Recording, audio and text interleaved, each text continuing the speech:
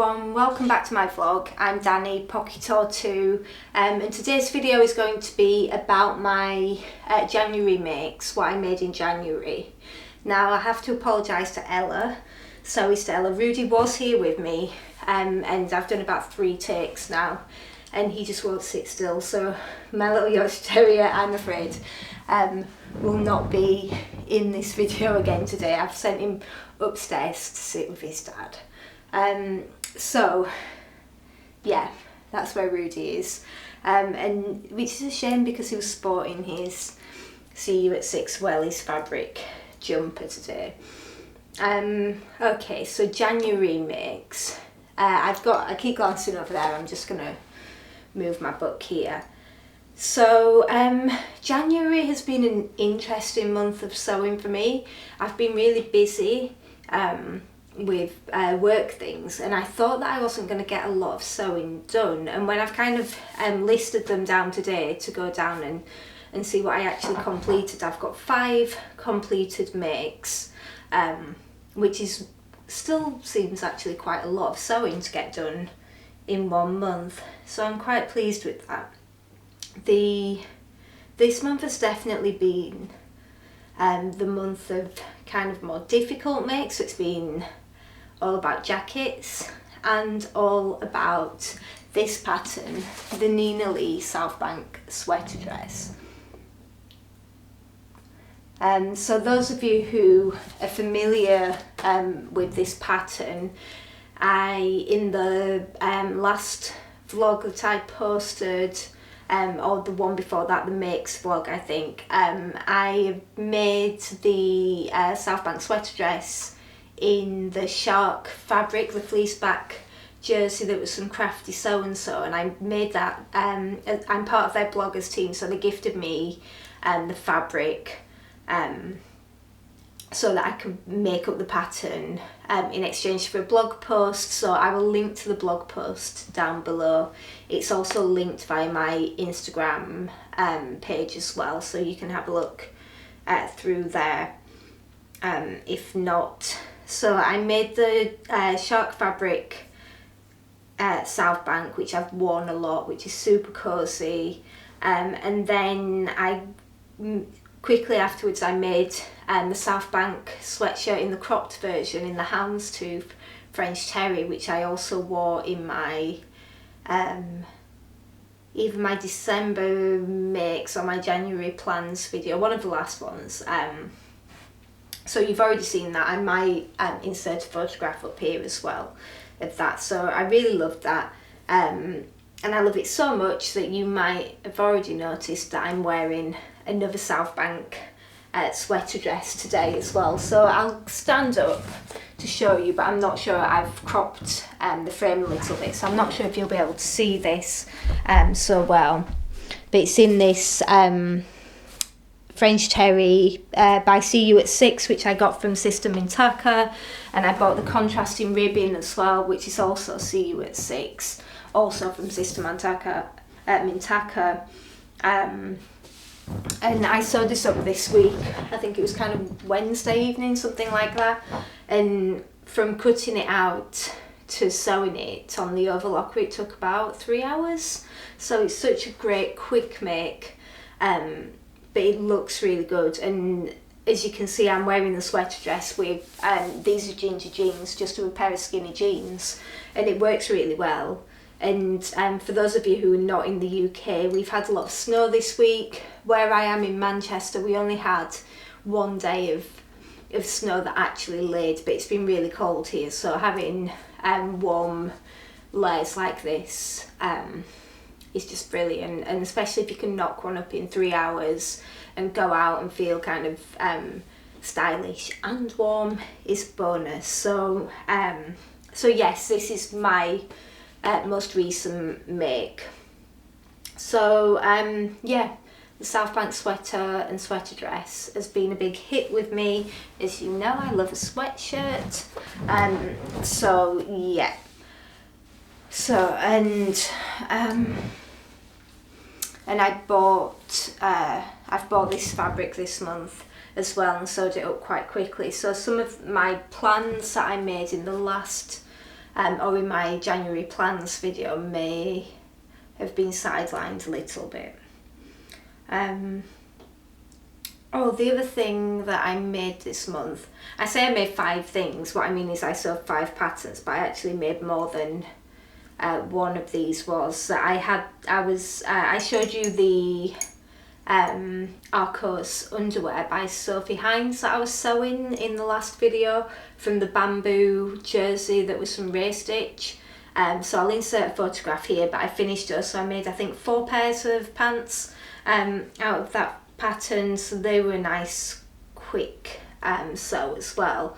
What I'm planning to do, and I did do a poll on Instagram and it seemed really popular, is that I'm going to film a video with my kind of hints and tips for sewing underwear. Now, I'm not perfect at this. Fold over elastic seems to be my nemesis, but I thought if I can pass on some tips, it might help those of you who are feeling a little bit unsure about whether or not to sew your own underwear. So when I next start cutting and sewing a batch, I'm going to film some clips and then I'll put together a short video to talk about that with you. You're going to have to excuse me a little bit, I'm a bit hoarse as well, I'm full of cold at the moment, and my throat's going, so let's see how far we get through this vlog with my voice intact. So the 2 big things that I made this month is I pattern tested for Nina Lee, and you can just see it hung up here in the background, and I'll insert a photograph of me wearing it, but I pattern tested for the Richmond Blazer, which I think was released last Friday, not the Friday just gone, the one before, but it's now been released by Nina, and it's just an absolutely amazing pattern. So when Nina put the call out for testers and said that she was going to do a blazer, I thought, oh, this would be really good. This is really going to stretch me and see if I can do this. And I'm just going to say from the get-go, I'm not trying to blow my own trumpet, but I just cannot believe that I've made something that looks tailored. After only a couple of years sewing, I can't believe that this actually came together. So the moment it's fully lined, so that moment where you bag out the full jacket and you basically pull it through a gap, I think it's in the sleeve in this pattern, so you pull the entire jacket the right side out through a hole in the sleeve lining and hope that it's going to come out and actually turn into a proper jacket. It's really pleasing, and I pulled it out and it worked and I was so happy. So just to talk you through some of this, I made it out of fabric from Ikea, so it's technically, I guess, an upholstery or furnishing fabric. It's canvas weight, I would say. It's quite stiff, but not too bad. And the smock dress that is made from the bright coloured Ikea fabric that's on my Instagram grid that I've just reposted recently for the Bright Sewing hashtag that was run by Joy from Pink Coat Club. That is the same fabric as well, is what I'm trying to say. So that's the same type of fabric, so it kind of holds its shape quite nicely. So the outer fabric cost me £10. It was only £5 a metre and I had 2 metres of it, so it's incredible value. For the lining, I bought a remnant from, I'm sure it was from Fabrics Galore. The Liberty sweatshirting that I was wearing in the last video, I bought that at the same time as a remnant too, so yeah. So I lined it in cotton, if you can see, it's a cotton fabric, and then I used proper lining fabric for the inside of the sleeves so that you can slip them in and out. So I didn't want it to be too swishy. I didn't want it to be too swishy on the inside. I wanted to have something that wasn't going to be really staticky, and this is the lining that I had left over from a coat that I made, and I thought I would just use that for the inside. And I also thought as well that cotton would behave a little bit better rather than a swishy lining fabric. This was my first time making welted pockets, so these have the pattern has pocket flaps, but it has welted pockets in them. And the way that Nina explains this to you in the instructions is so straightforward, so comprehensive. You mark things by stitching, and it just makes sense. So instead of me being terrified of welted pockets, which I have been for a while, these just came together really well. So I was really pleased with those. So welted pockets was a new skill. Making something fully lined was a new skill for me. So yeah, I'm super pleased with this. I love it. I love it so much that I'm going to make a full suit out of it as well. The other thing is there's a nice kind of detail as well with the sleeves. Now mine are ever so slightly puckered, and you're not meant to have puckers in them.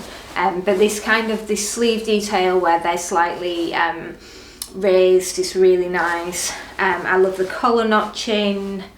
Yeah, I just love everything. Even the way that you stitch to kind of keep your the lining and the collar from rolling out or in. Everything is just lovely. The darts on the front give it a really nice shape, and I'll insert a photograph of me wearing it. I won't try it on because it will look a little bit weird with this sweatshirt dress, but it's just a great sew. And Nina's version is the version that she's posted on Instagram and her social media is that she's made it out of a lighter weight pink fabric, and she's made it with the Portobello trousers, which is one of her patterns as well, a wide leg trouser pattern, and it just looks really, really stunning. And I'm planning to make a trouser suit, I think a leopard print trouser suit out of this, and maybe some skinnier trousers. But then I'm also thinking, well, I might need a floatier version as well for summer, where I make a lightweight fabric with the Portobello trousers. I've made 2 pairs of those so far, and I really like the Portobellos. So that's food for thought, but I'm just so pleased with this. And it was a fairly, because I was pattern testing, and I was pattern testing to a deadline, I felt like it sewed up quite quickly, you know, over a few evenings. And when I got to a tricky part and I was feeling tired, then I would stop for the evening. But yeah, I really enjoy pattern testing for Nina as well. So yeah, that's great. And if you watch this space, I will be doing a pattern giveaway as well at some point in the future for the Richmond Blazer pattern. So if you are thinking that you might be interested in sewing that, then do hang on for my giveaway, which I will announce shortly. So I said that January was the month of jackets. So the final thing that I have to show you is my leopard print bomber jacket, which I know was very much anticipated. So I'll just show you the pattern. So it's Trend Patterns the bomber, which is TPC4. I'm trying to think, I think I cut a size 10, and I don't normally do this, but I cut the I just cut out the paper pattern rather than tracing it, because I thought that I would probably only make it the once, although I'm now thinking that maybe I'll make more. So anyway, so yeah, this is hotly anticipated, the bomber. What I'll do is I'll insert some video of me wearing it that I took yesterday when I was out walking in the park. Slightly awkward video. It's the first time kind of being filmed outside around the public, so do let me know what you think below, if you'd like to see those kind of videos, or if you prefer just me sat talking at you. So let me talk you through it. This was a really tricky make for me, actually. I'll be honest. I started it, and I think I said this a few vlogs ago, I started it and I really couldn't figure out the welt pockets. I looked at the instructions and they were quite minimal, and I put it to one side because I'd never made the welt pockets before.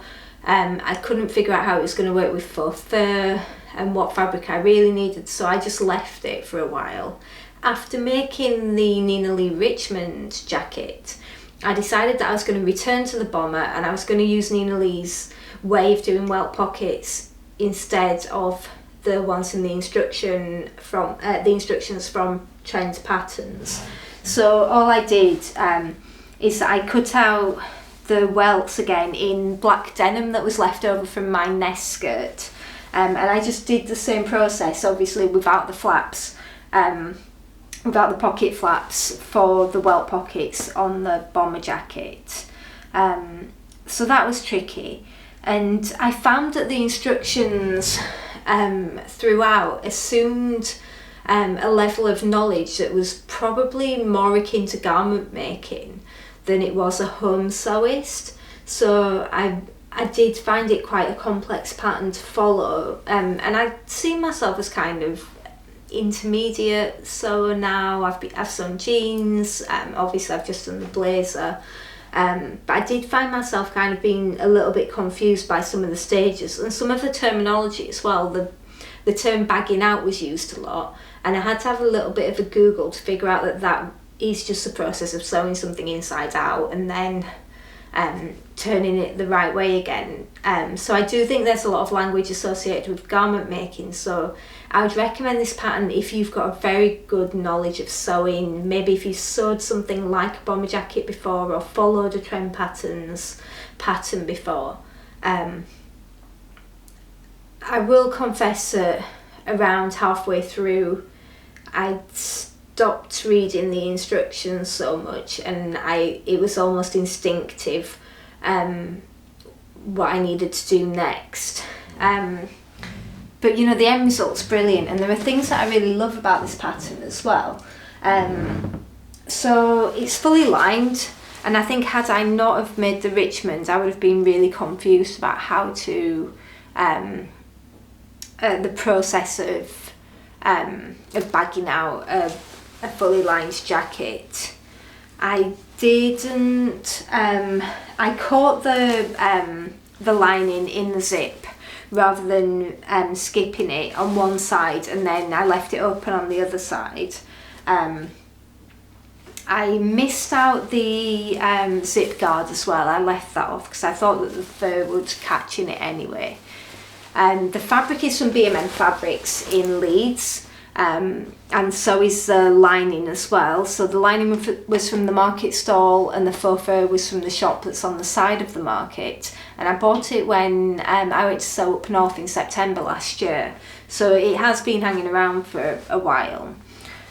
So the thing that I really love about this is the oversized sleeves. I really like the tucks that are in the sleeves, so I don't know if you'd be able to see this so well, but there are two tucks in each side which make the sleeve piece kind of curved and handles that volume quite well. It's a two-piece sleeve as well, so you've got the inserted piece in the bottom. The ribbing I got from Stoff and Still, and I have to admit that I ordered a leopard print zip with a gold zipper, and I ordered it in so how is this? I ordered it in the centimetre value when it was meant to be inches, so I think it was meant to be, say, a 20-inch zip, and I ordered 20 centimetres or something like that. So I messed up, and because it was coming from Stoff and Still, which I think is in Denmark, it was going to be expensive to reorder again, so I went to Abercorn and I bought a YKK zipper for this instead, which is in silver, but I think that kind of works okay. So, and the ribbing, because it was because it's got the gold and the black on it, I just cut a single piece for the ribbon at the neck, and I used the folded it over on the bottom as well. So despite it being quite a difficult make, I feel like I learned quite a lot. Again, you know, with the Nina Lee, I felt like I really upped my skills. I feel like I learned quite a lot with this, and that even when the instructions are kind of more minimal, I seem to be able to survive and make a garment. And I love this. I am wearing it all the time. I've had so many compliments on it as well, you know, out and about. And people at work and things are shocked that I've made my own jacket, so I really do love it, and I'm thinking that it would look really nice in a lightweight silk fabric in summer. And now I've made it once, I feel like it will be fine to make again. I think it's just that kind of you know, getting familiar with different pattern companies and the way that they write their instructions. I probably did take, you know, it was a challenging make, but one that I'm really pleased that I made. So